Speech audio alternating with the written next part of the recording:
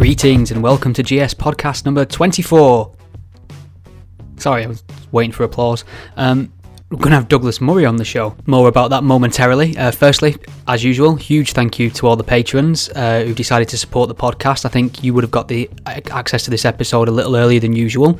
I'll be giving you a thanks by name at the end of the show. You can become a patron at Patreon, patreon.com/G-Spellchecker. I'm not sure if it's pronounced Patreon or Patron, so I alternate every episode, so at least I'm right half the time.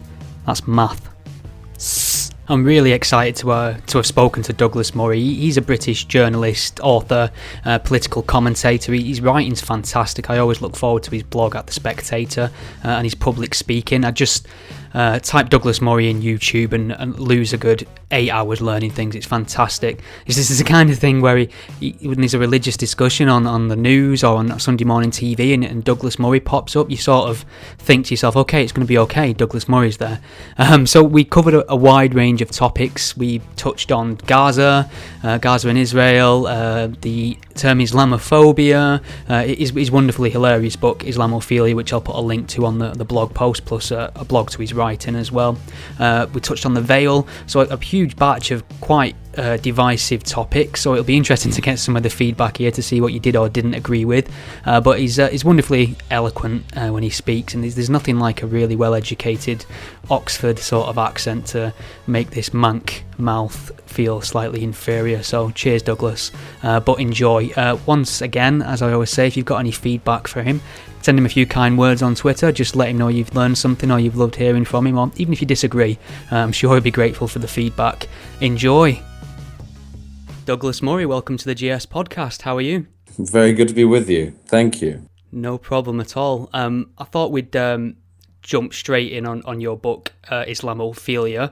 We're all overly familiar, unfortunately, with this odious term Islamophobia. I was just wondering what your book's about. Well, it's it's a bit of a reaction to this word Islamophobia, I suppose, but it's also it's a sort of amusing take. I hope it's amusing at any rate, on some of the strange things that are going on in our time.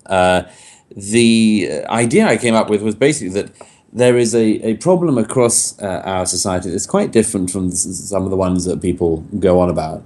There is a problem of cowardice and silence and self-censorship, and indeed lavish praise, I think, when it comes to one religion in particular.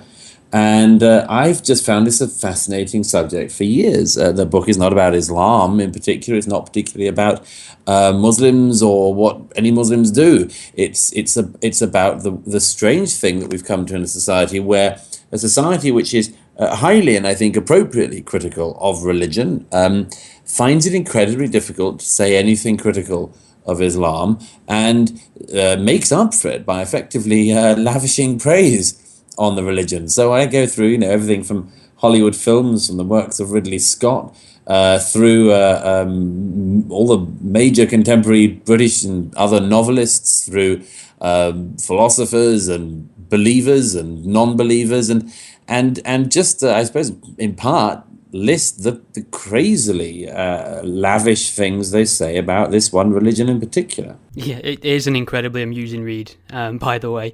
When did you start noticing that our public figures were always ready to sort of heap praise on this religion? What do you think inspires this phenomenon? Well, I mean, it's a lot of things. I mean, one is almost certainly fear. I suppose the first time I noticed it particularly was like everyone else. I noticed it after any major terrorist atrocity, that there's no gap at all between the moment that some hideous atrocity is carried out and Western leaders and everyone else says what a peaceful religion Islam is. And although obviously, most Muslims don't blow stuff up, the fact that a small number do and do so in the name of Islam would suggest that there is a problem at the very least. And the fact that I suppose that leaders of all political sides took this up struck me as very strange. I mean, most of the time, if you wanted to ask people who would you think of as a person who's really, hateful even of Islam or something, they'd say something like George Bush. Well, absolute nonsense. George Bush within hours of 9/11 was straight onto Islam as the religion of peace, immediately giving talks at mosques in the area, talking about what a wonderful religion Islam is, and so on. And part of that undoubtedly was and is fear. But one of the other things which you see a bit further down from the political process, just in culture at large, is the way in which people, a certain type of person at any rate, regards praise and the lavish praise of Islam as being a sort of signal of cultural superiority in a way, a sort of, it shows you're a sophisticate. You're not one of these sort of knuckle-dragging people who notices bombs and things. You're somebody who's on an altogether higher plane. And indeed, it's particularly something which you notice among those people who seem to sort of be suspicious or indeed even dislike the culture from which they come, but see in this other culture something that they find deeply attractive somehow. It's a mixture of self-hatred for some people, not for all, but for some. You often wonder why they don't just convert.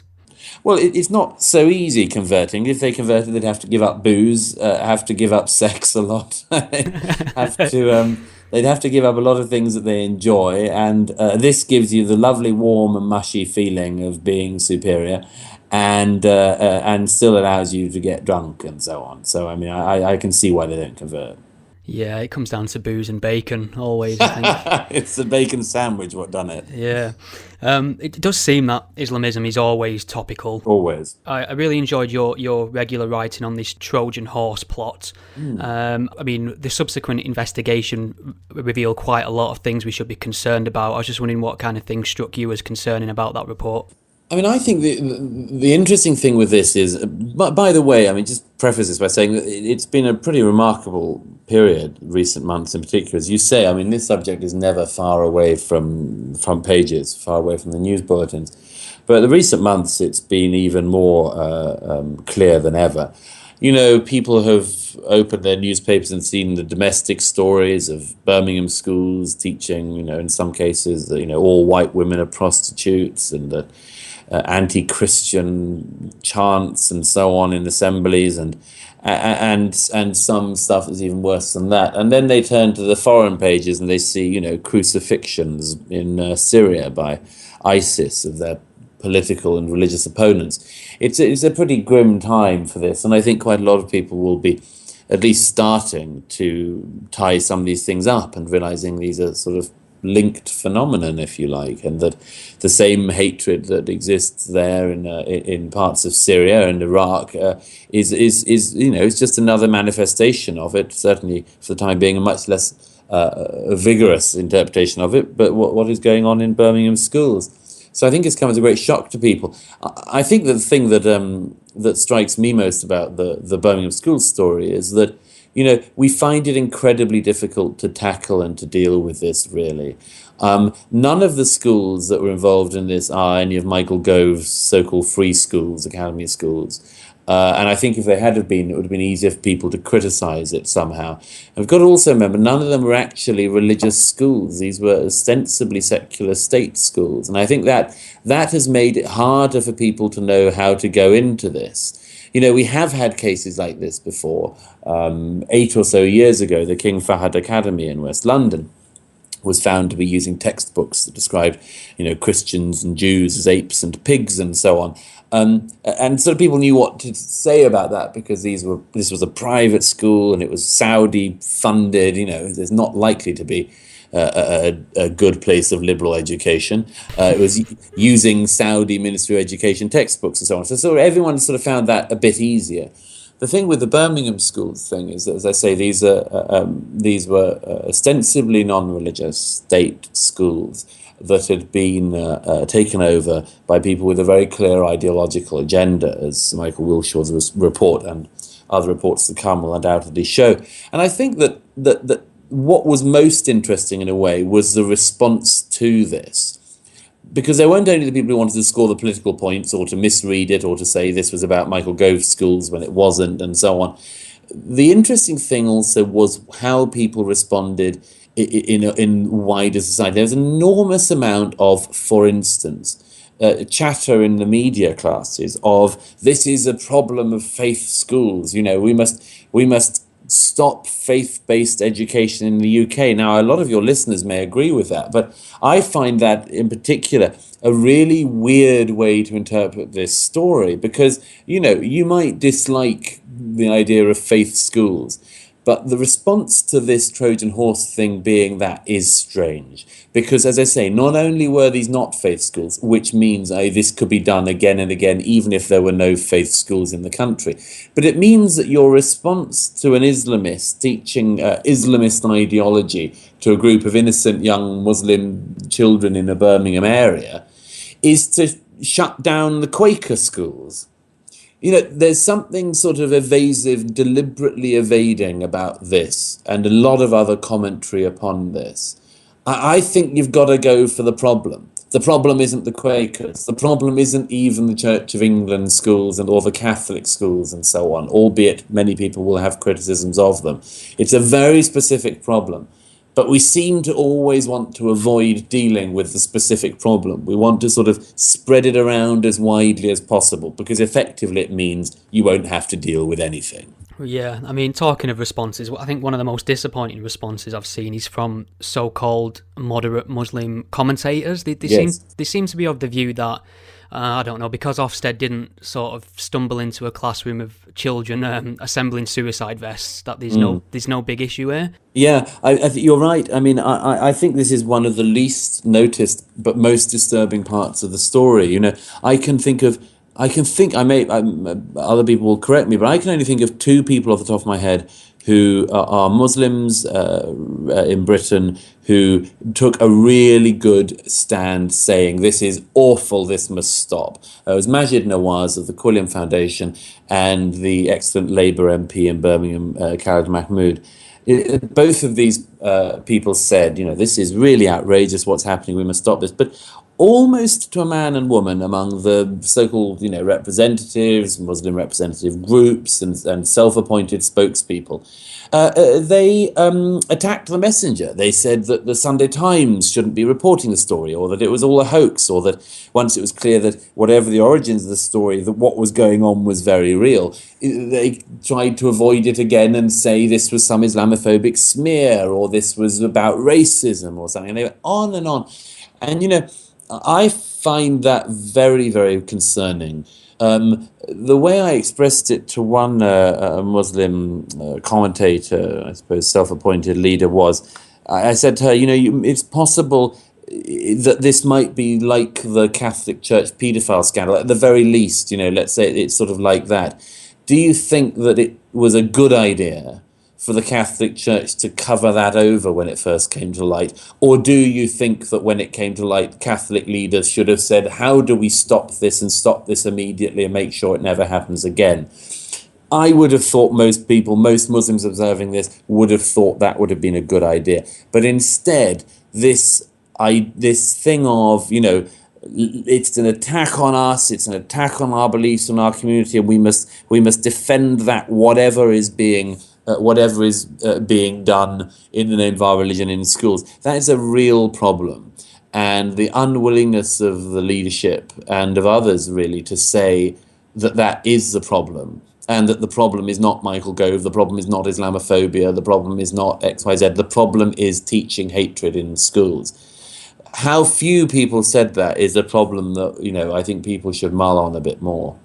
Yeah, I agree. And pleased to hear you mention Majid Nawaz as well. I'm always pleased to hear what he's got to say as well. Absolutely. I would like to spend a moment, or perhaps waste a moment, to just mention Mo Ansar, Mohammed Ansar. Firstly, just to thank you, because I think, to my knowledge, you were one of the first journalists with a public profile to kind of ask who's this buffoon and why is he on my television. But I was wondering, do you think there is a lack of moderate community leaders for Islam? Well, the great thing with Mo Ansar was that he wasn't any kind of leader. He was just a self-appointed fraudster. It was amazing to behold, and it shows up something. It really does. I mean, he himself was simply, as his Twitter account said, open for business. I think he'd failed in various careers and decided he saw an opening, and I sort of don't entirely blame him for it in a way. I mean, he saw, it wasn't really about Mo in a way, it was about the society which would create somebody like that. He started turning up to some television studios in the audience, dressed in his full flowing religious gear that very few people wear. But he sort of bought the outfit, he bought the eyeliner, he bought the hat, and he suddenly started presenting himself as a sort of community leader. And as I say, the amazing thing about it is not so much that he decided to do that. There are always chancers and frauds and opportunists and fakes and stuff. There's masses of them. The interesting thing is that society creates them and gives them an opportunity to flourish. And that was what was most interesting in that whole amazing episode, because he would turn up on things and it was clear that he knew nothing. It was absolutely clear he knew nothing, yet he spoke from this unbelievably lofty position. What you have to understand is, and so on. And this was somebody who had never written an article, never written a book, never appeared on any, platform that one regard as being of, seriousness, and he had no catalogue. And then suddenly he was on these, morning chat shows and all this sort of thing. And one of the things that was interesting was, various Muslim friends alerted it to me sort of early on as well. Sort of say, but I mean, who is this guy? No one knows who he is. And that sort of became clearer and clearer. But as I say, the interesting thing was the way in which, the BBC and, all these television and broadcast, radio things all sort of started to get him on, because he was, as Nick Cohen, I think, said in his tremendous Spectator piece about this phenomenon, he was always available, which is not to be sneezed at for bookers of television and radio programs. They've got to fill the airwaves, they've got to fill the time. And so he was always available. And, and he presented a sort of moderate-ish persona. And the thing, I suppose, I found for him is that the thing that people didn't notice, but which was quite clear to those who sort of follow this stuff rather closely, is that he was very willing to adapt according to the audience he was speaking to. And there is a need, there is definitely a need for properly moderate, decent, progressive Muslim voices to be out there. It's just unfortunate that Mo Ansar not only was a fake, but also wasn't an actual progressive and moderate, as various things that have come out since have shown. But it shows that we are desperate for, and quite rightly desperate for, ordinary Muslims who say, there is no problem with gays. There's no problem with equal women's rights on 21st century lines. There is no problem with, even if the Quran says this, I can be a Muslim but say the Quran's wrong on that. We are actually desperate for those figures. There are some. They're very few and far between. We do want more. But it's us in the end, really, as I say, who creates the opportunity for fakes like this to thrive in. And we really want the real thing. Yeah, I agree. Do you not think it's maybe a possibility that this lack of prominent moderate voices is mainly due because Islamic scripture perhaps doesn't provide a framework in which you can be moderate in any meaningful sense? Well, the problem is, I don't know if I entirely agree with that. The problem is several things, but to come down to a couple, there is a problem of the texts, and that's the one that I've gone on about for years, and very unpopular in some places for saying so. But there is a problem with texts, and there's a problem with actions. A lot of people have lots of problems with Christianity, but the fact remains that when Jesus was brought a woman caught in adultery, Mary Magdalene, he famously asked the crowd to stop and drew a line in the sand and said, he who is without sin casts the first stone, and the crowd slunk away. There's actually an interesting one in Muslim scriptures that where Muhammad is brought a woman also sort of effectively caught in adultery, and he has her stoned. Polar Now, opposites. the amazing thing about this is that everyone has to pretend that there is no difference between any religions. I say it's like going for the Quakers over the Muslim schools thing. And actually, I think those things do matter. I think the way in which a religion's founder has behaved really matters because his followers are going to emulate him, always his. And it's the same with the texts. I think the texts matter. I think that what they say matters, the good stuff and the bad stuff. And I also think there's an additional problem for Muslims currently, and has been from the start, but is currently a real problem of the threat that effectively, if you do what I said a few minutes ago, it really would be ideal, which is that people say, okay, it may say this in the Quran or it may say this in the Hadith, but I wouldn't do that, and I think it's wrong. That they are at risk of people saying, well, you are outside of the Deen of Islam and you are therefore a heretic or an apostate, and the follow-on of that, of course, is that you are somebody who can, be killed, can be threatened with death, would certainly, start to concern yourself about your safety.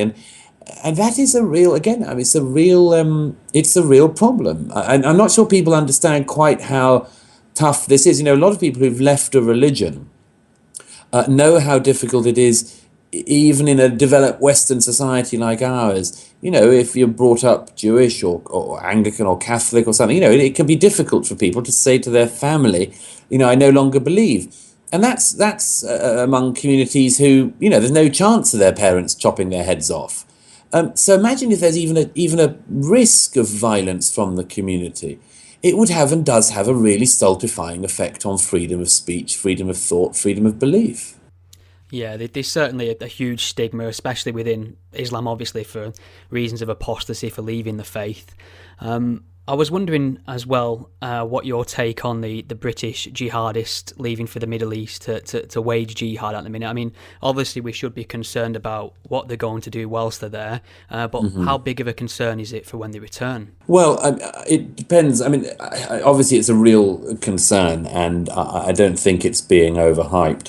The contrary, I think people don't realise quite how dangerous a thing this could be. We've been quite lucky in recent years. I don't say that lightly. We've been lucky that a lot of people who have been involved in plots in this country and countries close to us have had the desire, but not enough of the capability. I'm thinking of things like the second set of attempted suicide bombings in July 2005, when the chemicals were mixed incorrectly, and so those 4 additional bombs didn't go off. Or take the Detroit airline bomber, Abdul Muttalib, who tried to ignite the device in his underwear, which ended up just burning his genitals off. But it's sort of, we were lucky that didn't go off, because if so, we wouldn't be laughing about the panty bomber. We'd be remembering the thousands of people on the plane and on the ground beneath on Detroit who've been killed on Christmas Day. But we've been quite lucky in a way, because a lot of the people we're dealing with actually don't have and haven't had the technical knowledge that, say, the IRA did by the end of their campaign by the 1990s, 1980s. So there is a real risk in Syria, among other things, of people going out and, aside from anything else, connecting with people who actually do have the technical know-how, who do have the expertise, and then coming back. There are various reasons why it might be different. I think that there is a large likelihood that more of the people who go out will be killed. There are, believable rumours that there are squads of people specifically roaming Syria and now Iraq in order to find foreign fighters and machine gunning them immediately, pretty much.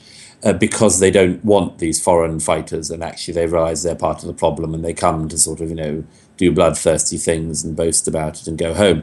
So a lot of these people won't return, and I don't shed a tear for any of them on that. But I do think there's a question which is worth pondering about why they or anyone would end up in that situation. there's some historical sort of revisionism about it. There was an awful, lamentable George Monbiot column in The Guardian earlier this year saying that the jihadis who have gone out to Syria are no different from those who went to fight Franco with the international brigades in the 1930s. He even went on to say that these young Syrian jihadis, the Laurie Lees and George Orwells of this generation. But I'm fairly sure that after a few months or years of chopping off people's heads in Syria and Iraq and killing innocent Muslims in Syria and Iraq, I'm fairly confident these guys aren't going to come back to England and then write cider with Rosie. And they won't even write sparkling water with Rosie's dad. And I think that part of the problem is precisely sort of saying that these guys are like that, getting history wrong and getting the present wrong. Sort of, giving them an additional boost instead of trying to encourage them to the idea that what they're doing is actually, if there is any historical comparison, is more like going over to Spain in the Civil War to fight for Franco. If there was any political parallel, and it's not by any means an exact one. But the question underneath this seems to me to be, how is it that we are at the stage that these young men born in places like Cardiff, living in places like Cardiff, or there was several recently from, what's that place? Aberdeen as well. Aberdeen, there was Croydon, I think there was one, there was Crawley, a couple from Crawley. There was a guy who blew up a suicide mission on a massive truck in Syria recently. He was from Crawley, and then rather predictably from parts of East and West London and Birmingham and so on. But what is it that makes them go out and fight there? Today we learn of 2 young women. That's much more unusual than young men. It's almost always young men are the problems of all kinds in these ways. But what is it that is not working for them in our society, which means that joining a fascist, religious sectarian force and killing people in Syria appeals to them? And one other thought on this, and this is perhaps an unpopular thing to say, but I think it's worth considering. We have heard a certain amount in recent years of the success story of trying to persuade young British Muslims to join the British Armed Forces. I'm a great fan of the British Armed Forces. I think they're one of the great things about this country, and I think they're one of the things that anyone who's actually a part of this country should feel some gratitude towards. Now, I think it's an amazing thing that the figures roughly for young Muslims in the armed forces in Britain is reckoned to be roughly 500 to 700. The main estimates for people who've gone out to fight in Syria range from that number to twice that. Khalid Mahmoud actually recently said that around 1,500 British jihadis he thinks have gone to fight in Syria. How can it be the case that twice as many British Muslims are fighting for ISIS as they are for the British Armed Forces? How is that the case? That is a staggering figure, isn't it? I think perhaps as well, in terms of our intelligence service, I think Hollywood, perhaps maybe programs like 24, give us an overinflated idea of how competent they are. How much on the ball do you think our intelligence services are in regard to this issue? I've no idea, but I imagine they're doing their job as always, and that the difficult thing, as far as I can see, that they have is that there is a public disconnect on this, which I find fascinating. Between, for instance, we saw it with the Snowden, post-Snowden sort of reaction, and that is there's an increasing public feeling that government and all government agencies should be very transparent, should be wholly transparent almost, and that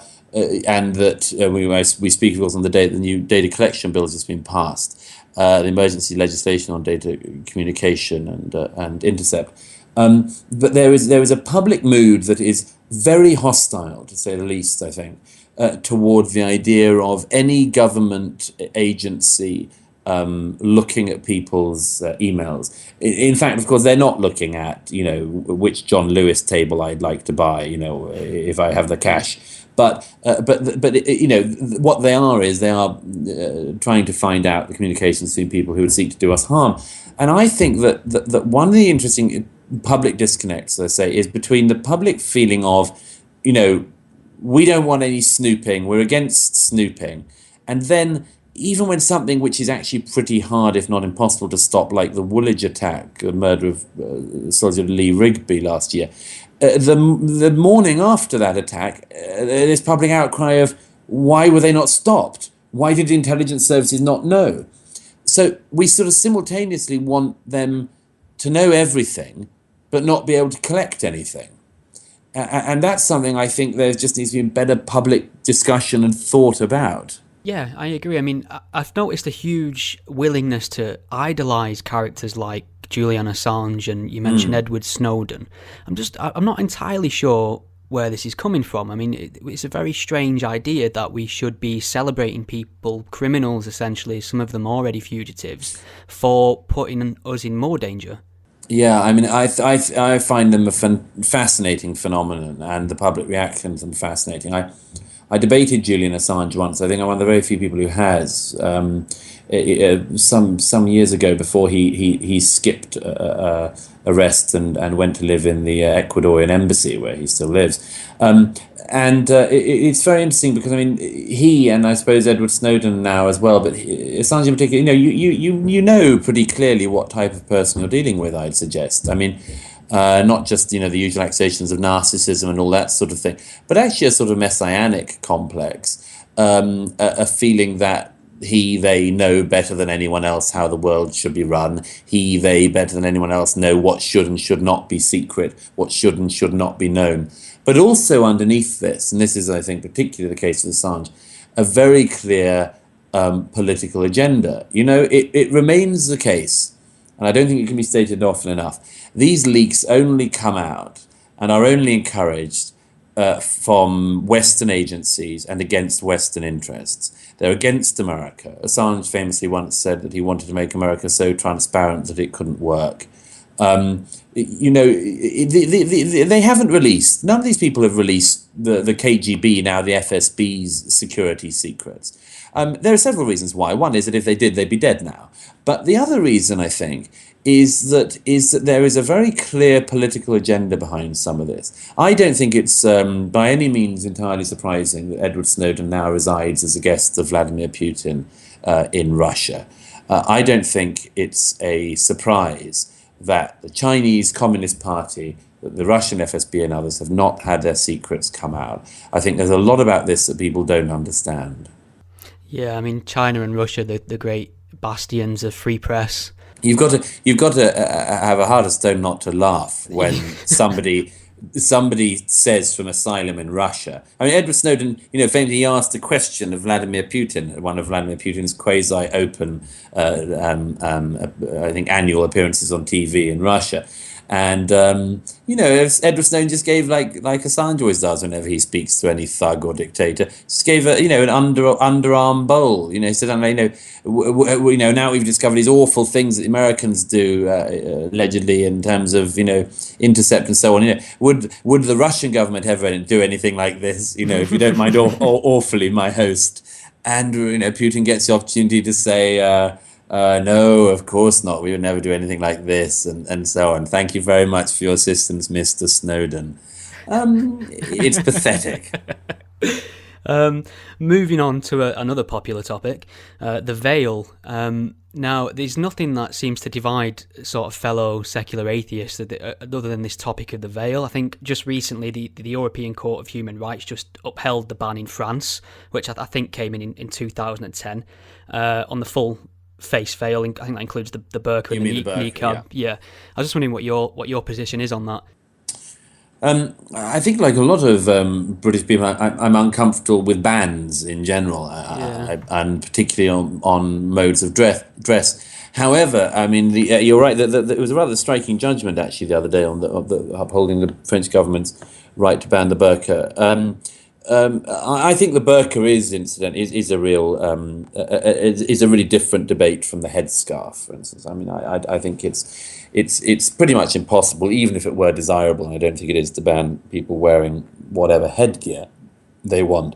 But I think that it is vital in a society like ours that people see each other's faces.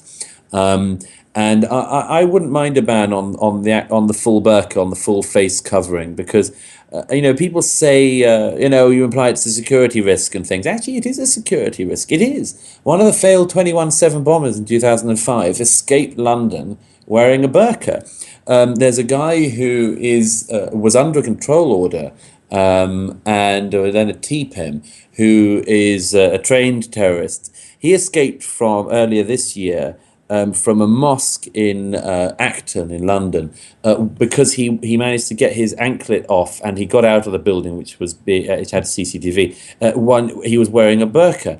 So actually it has been, and that's just a couple of cases, not talking about the armed robberies and things that have taken place with men dressed in burqas who go and smash up a jeweler's and run away with the stuff and they can't be identified because they're wearing a burqa, which has also happened. So it is actually a security risk, and it's evasive to sort of pretend that isn't a problem. But I think the other one beneath that is simply the thing that seeing each other's faces in our society is important. And I don't see any reason why a society can't say that there are things that it should tolerate and encourage, and things which it could discourage and not tolerate. Last year, I think it was, Channel 4 asked me to come to East London Mosque and do a debate on the full face covering. And I did, and I was the only man in the mosque. And it was an all-female audience, and almost all the women, in fact, I think all the women in the audience were face covered. And on the panel, there were a couple of Muslim women on my side who didn't cover, but the other side were all covered. And among other things, they kept on proving my point for me, because whenever they talked, I'd sort of look around the room, but who's talking? I don't know. I'm trying to be polite and look in the right direction, but could you put your hand up when you're speaking? And then you realize, of course, various other things. I said to one of them, if I say something really stupid on this program tonight, everyone will know who it is, and they'll remember, and they'll say, "Who's that guy who said that really stupid thing on telly?" But whereas you can say whatever you want, and you disappear. No one knows what you look like now. They won't know what you look like tomorrow. There was also, I have to say, there was a rather amusing moment. A colleague said they couldn't believe I'd appeared in the East London Mosque and told a dick joke. But there was an amusing moment when Yasmin Alibhai-Brown, who was arguing the same case as me for once on that occasion, in opposition to the face covering, one of the women who was fully covered said, Yasmin, Yasmin said, you don't trust men, and that's why, and you think that they'll get aroused if they see your face and all that sort of thing. And this woman said to Yasmin, "Look, Yasmin, you can come to my house, we can have tea, we can have a laugh, you could see my face." And the presenter said, "Could Douglas come to your house?" And I said, "I promise not to become aroused." And it's only after that, like, oh God, he made a dick joke. Anyhow, but they all sort of gasped, and I'd probably rather, just from being a flippant moment, encapsulated what they thought Western men all thought about. But if I were you, I'd put that on my CV, dick joke in the London Mosque. But it was interesting also because, and I stayed around for a long time afterwards and spoke with the women in the audience, and what was striking to me was that, among other things, this allowed them to cut themselves off almost completely from society. And one of the things was that they had almost no idea, as far as I could see, of the nature of our society. It was really tragic. I remember one woman, I said, she said, this society, it's so lascivious, it's all about sex and so on. And I said, there is a sexualization of society, it's true. She said, post telephone boxes, prostitutes' cards in telephone boxes. No child should see this. And I had instincts. I said, no, that's true. I'm sort of quite culturally conservative on a lot of things. I said, and I wouldn't want, my child or my niece or nephew or something to, go past the telephone box and see lots of scattered flyers on the ground of naked women and so on. But I said to this woman, I said, I don't like that either. But you do know it's illegal to do that posting of prostitutes' cards in. She didn't know that. And I said, and also, even if it weren't illegal, we could make, we could encourage people not to do it by being, socially responsible, or by gathering them up and throwing away. You could do various things, but there was no awareness, first of all, of the existing law of the land, and there was no idea, basically, of any law other than the law of Sharia, other than the law of Islam. And these were women speaking in London Voices. I think it's a real concern, a real problem, and it is one that's growing. I mean, there's no doubt about that. And there are parts of London, in particular, you can see that in. I was hoping to get your observations on the latest round of conflict in Gaza. Well, it's Groundhog Day. I mean, it's what's been happening every 2 years, a bit less, for a decade, and almost a decade. Yeah, the problem is the same. Hamas, Islamic Jihad, various other groups fire rockets into Israel. No one takes any notice. Then it becomes so intolerable, Israel decides to hit the launch pads and so on. And then the world says Israel bombards Gaza. I mean, they are, it is an incredibly unpleasant situation. And I think it's unpleasant particularly because this is not being resolved each time. And because the way in which everyone looks at it is, in fact, the way in which you couldn't resolve it. What I mean by that is that the international community, immediately a conflict starts, calls for, as Ban Ki-moon has again today, calls for a ceasefire and a ceasing of the violence. And I think actually that's wrong. I think that Israel should be allowed to win. And I say that, knowing that a lot of people find that very unpalatable. But I think that wars end by one side winning and one side losing. And the war between Hamas and Israel should, to my mind, finish with Israel winning. Now, there are some people who want Hamas to win, but I don't. And I don't want a draw. I don't want the status quo of this violence to continue in perpetuity with significant outbreaks, as I say, every 18 months to 2 years. I think Israel has to have the opportunity to dismantle Hamas's terror infrastructure. And if people want to give peace a chance, I think they have to allow the war to be won at some point, rather than permanently sustained in this status quo of low-level violence. And I think one other thing, one of the Hamas spokesmen said this week, when the latest back and forth began. Or at least when Israel started its strikes in retaliation, one of the Hamas spokesmen said on behalf of Hamas, all Israelis are now targets. Now, that's always been Hamas's view. Hamas views all Israelis, all Jews as targets. It's an annihilationist movement. But what is striking about this is the inability of a lot of people in the international community to understand the difference between the two sides. If an Israeli spokesman, if Mark Regev of the IDF said that all Palestinians are now targets, there would rightly be international opprobrium. But they don't regard all Palestinians as targets. Hamas happens to regard all Israelis as targets. But Israel regards the Hamas leadership as targets and tries to get their launch pads in incredibly surgical strikes. If Israel wanted not to do that, it could, but it regards this differently from its enemy. And I think that there is a risk in all of this, that people become bored, become six of one, half a dozen of the other, and so on. I just think it should always be remembered that in the conflict between Israel and Hamas, there is one side, Israel, actually, it has no reason not to want peace. It wants peace with its neighbors.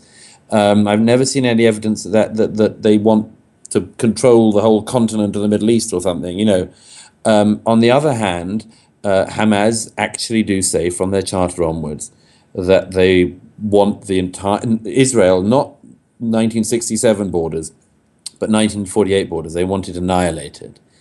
And it's extremely hard to make some kind of deal with people who want to do that.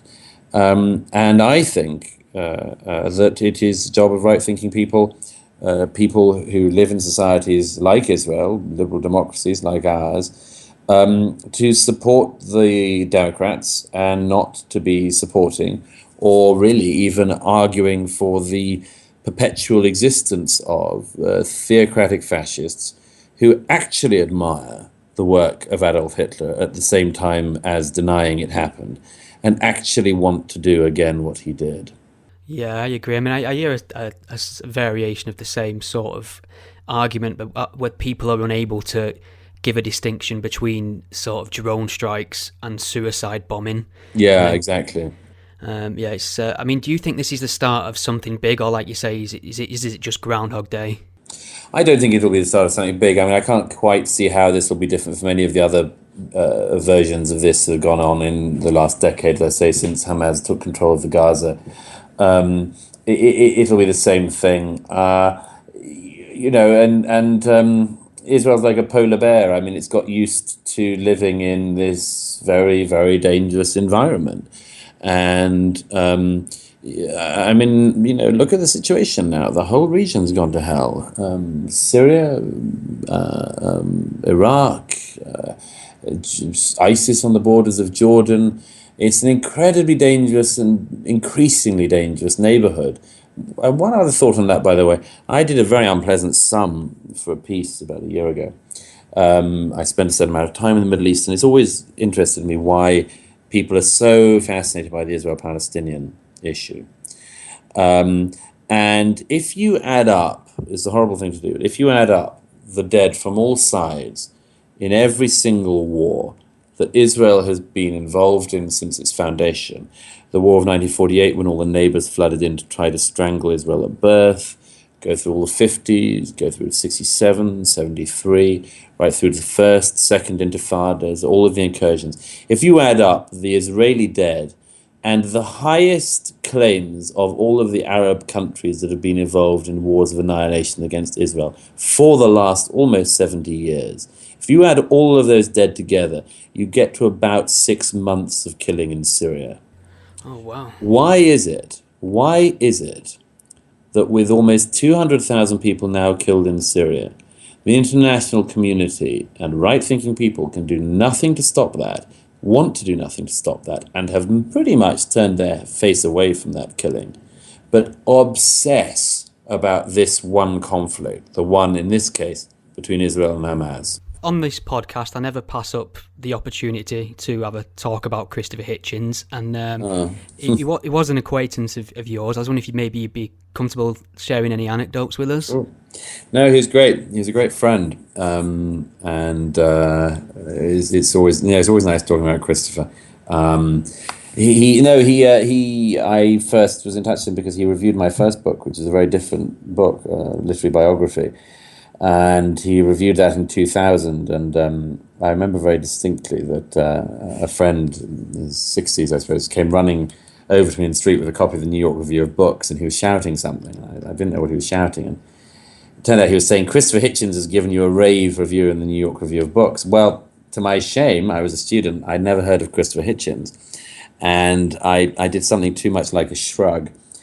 And his friend grabbed me by the shoulders and literally shook me and said, "You don't understand. Christopher Hitchens has been nice about you. Christopher Hitchens isn't nice about anybody." What an endorsement. Exactly. So I thought, well, I'll look into this guy. And anyhow, that was about 2000. And I suppose we started to meet some years later. We were both very, very interested in politics, but I think probably one of our common themes, I suppose, was the fact that both of us had our first love as literature, and so and saw politics as a necessary thing to deal with if you were to keep the culture and the culture of literature, among other things, alive. And yes, we used to meet whenever he was in England or I was in America, and toasted many a glass and raised and drank many a glass. I suppose one thing, everyone's got a version of this story, but one of the first times that I met up with Christopher in London, we had lunch, and the various restaurants made it clear they would throw us out by a certain time, and this couldn't be done. So we found a place that would host us as long as we wanted, and I suppose I must have dropped him off at his hotel roughly around dinner time, and I went. He had to go upstairs to write an article, and I went home and I crashed out on the sofa and fell asleep, as you'd need to do after 7-hour lunch with Christopher. And to my enormous horror, though, I discovered a lesson which was worth learning early, which is you couldn't compete with him on these things, because not only by the time I came round did I know that Christopher by then had written an article which I read the next day, but that when I turned on the television, there he was. And he was, as I was sort of only able to sort of press the button once I found the receiver, there was Christopher on Newsnight being interviewed by Paxman and being just as lucid as he'd been at lunch. Anyhow, it was a great lesson to learn that. Don't try to keep up with him on that. But he was a wonderful, wonderful man, and a wonderful friend. And in some ways, he had this amazing transformation, and he would always remain the same, but around the time he did it, God Is Not Great, he suddenly became a superstar. I mean, you would sit in restaurants with him and staff would come over and thank him for his work and things. This is not something that literary celebrity generally brings. Literary celebrity isn't real celebrity. But for Christopher, it really was. You couldn't walk down the street with him in the latter years without him being stopped and so on. And he died very much too young. He could have done with another 10 years at least. But he did see something which very few people do. I mean, he saw his obituaries written during his lifetime, for better and for worse, but they were glowing. And I suppose one small bonus, as it were, the only small consolation really from losing him so early was the fact that at least when he went, he knew how loved he was. Yeah, that's wonderful to hear. Thanks a lot for sharing that. In regards to your writing, I suppose that a lot of what you report on politics, religion, things like that, is mainly focused on conflict. I was just wondering what you do in your downtime to relax and clear your head. If you have downtime. I do kind of. You tread perilously close to what I regard as being my least favourite question in the world, which actually can bring out acts of violence in me, which is, I was once asked what my hobbies were, and I said, hobbies.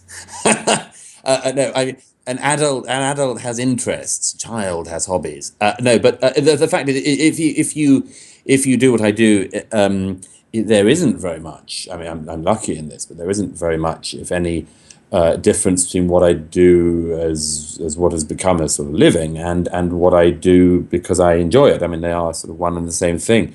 It's true, I write and focus a lot on conflict, and do find conflict and war and so on. I mean, these are the issues of our time. Sadly, they are always the issues. They're the quote one of the classics. I mean, war is the art form before which all other art forms bow.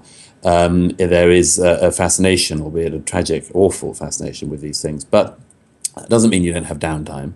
I suppose if I do, and I suppose I do, I spend it with my loved ones, and I read, and I do all the normal things that people do. But I mean, I'm very lucky in that I don't, when I read a book, I know that not only is it fun, not only is it play, as it were, but it's also a form of work. And that when I read a book, read a novel, and it's, I'm always on the lookout for something which I know is going to come in useful somewhere. It sounds a mercenary way of looking at it, but it just feels wonderful. Great. Okay, Douglas. Well, thanks very much for talking to me. I did want to pass on my commiserations for missing out on Islamophobe of the Year. Oh yeah, no, that's very kind. I mean, I've just got over it. I've seen various of the other candidates who, including the people who did win. I haven't seen Barack Obama since he beat me to the International Islamophobe of the Year. I have seen the guy who won the British version, Raheem Kassam, and also Majid, who you mentioned earlier, who came as a runner-up like me. I have tried, by the way, to work out how I can win Islamophobe of the Year next year. And I've been trying to do so by looking at the various country winners and indeed the international winner. The country winners include Aung San Suu Kyi, the great human rights hero. They, of course, who won the Nobel Prize for Human Rights.